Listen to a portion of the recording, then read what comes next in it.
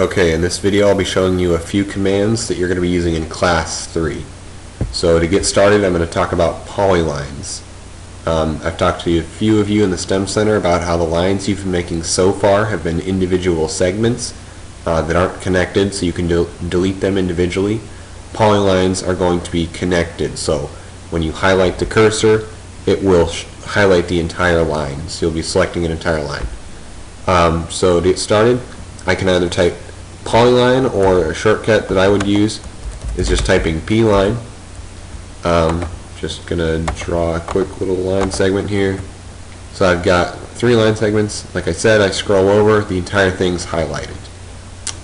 For part of your homework, you're gonna need to use a polyline like this to draw an arrow. So I will show you quickly how you can go about doing that. I've right-clicked on the polyline and I'm going down to Properties.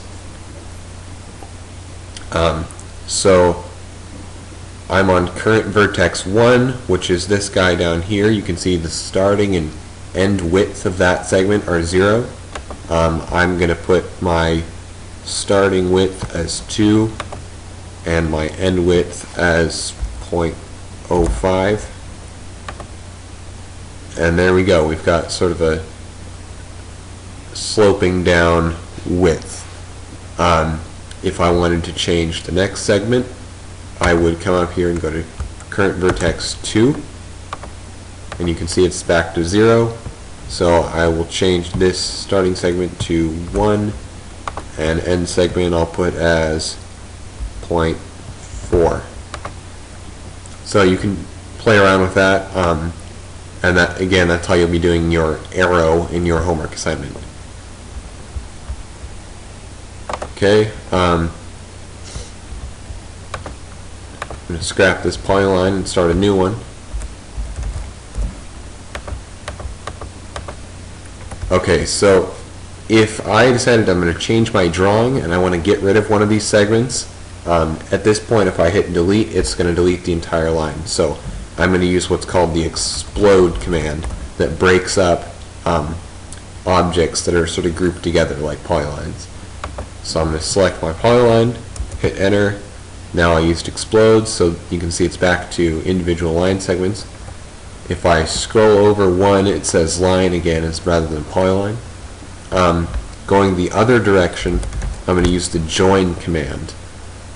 So I can just select all of my lines I want joined, hit enter. Now they are back to being a polyline. It's worth noting that things have to be touching to be able to join. So if I put another line here where the ends are kind of close but not touching, I won't be able to join them. Okay, next let's do some of these commands here like chamfer and fillet. So I'm going to start out just with a rectangle because that's a good shape to show you these commands with. Okay, so let's start with a chamfer. So if chamfer, you can see how it says in trim mode for chamfers, my current distance is 0. So if I go ahead and do the default chamfer, I'm not going to see any change at all because it's not going to trim off either of these lines here. So I can either select distances or I'm going to do an angle in this case. So I'll do a chamfer length of 1 and I'll do an angle of 45. So I'll select my first line, which is the one that's going to cut 1 off of, and then my second line. So you can see from this point to this point, if you start doing dimensions or anything, you're going to find that this distance is 1 and the angle from here to the horizontal is 45. So there's my chamfer. If I want to do a fillet for a radius in a corner, you can see my current settings, radius is 0 and I don't want that. So I can either click radius here or just type R. So that gets me into specifying the fillet radius. I'm going to go with a radius of 2 for this case. So my first object is going to be this line. Second, I'll use this one. Now I've got a nice radius in the corner here. Okay, Next, I'll use the offset command, which allows me to sort of copy shape geometries with either a slightly larger or slightly smaller size. So I'm going to make a copy of this rectangle sort of within the outer boundary. So if I use offset, first of all I have to specify my offset distance. Since I know that this is 1, that looks like a little more than I want, so I'll do an offset distance of 0.75.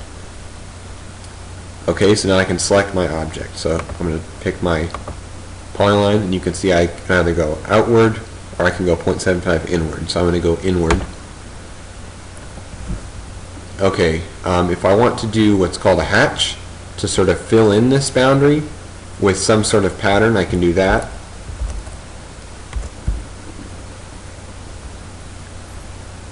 Okay, so to start out, I'm going to pick a swatch pattern. I'll use this guy. When the window comes up, it's going to look like this most of the time. You're going to need to open up the advanced settings here. I'll show you why in just a sec. First, I'm going to select my boundary objects. So I'm going to select both of my polylines here. You'll see that I have a completely enclosed boundary.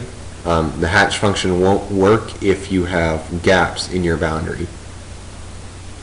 Okay, so there's my boundaries. Island detection, I'm in outer right now, so if I went ahead and hit OK for the hatch, it would start me all the way at the outside and fill all the way inward. And I don't want that. I just want the hatch between these two lines.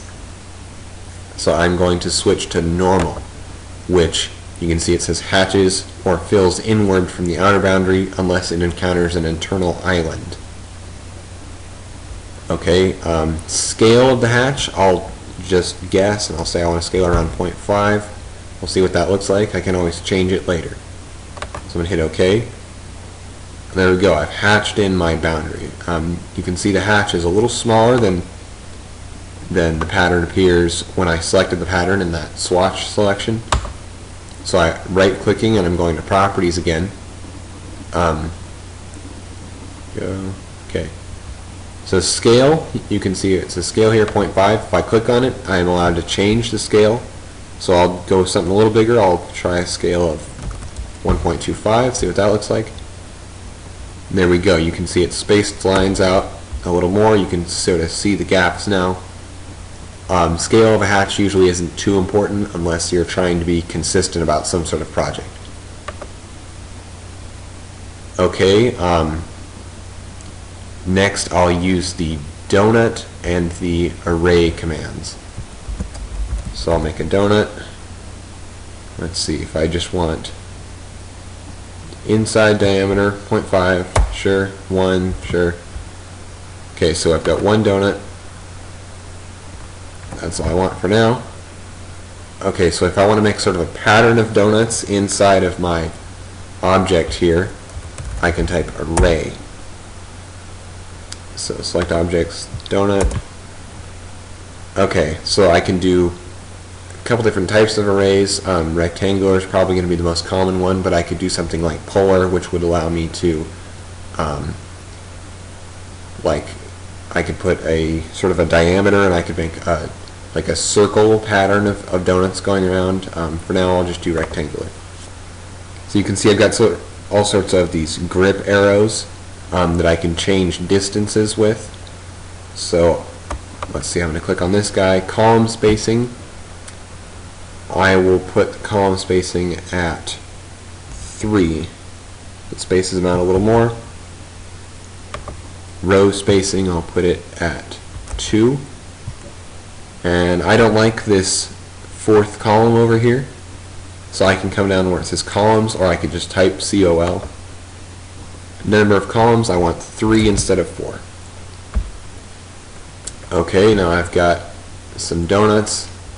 I'll use the move command just to sort of center it up. You can see that when I'm scrolling over any of these donuts, it highlights all of them and says it's an array. So if I click on it, I can continue to edit those grips. If I wanted to move in an individual donut, I'd have to use the explode command that I talked about earlier for the polyline, which would break up the array and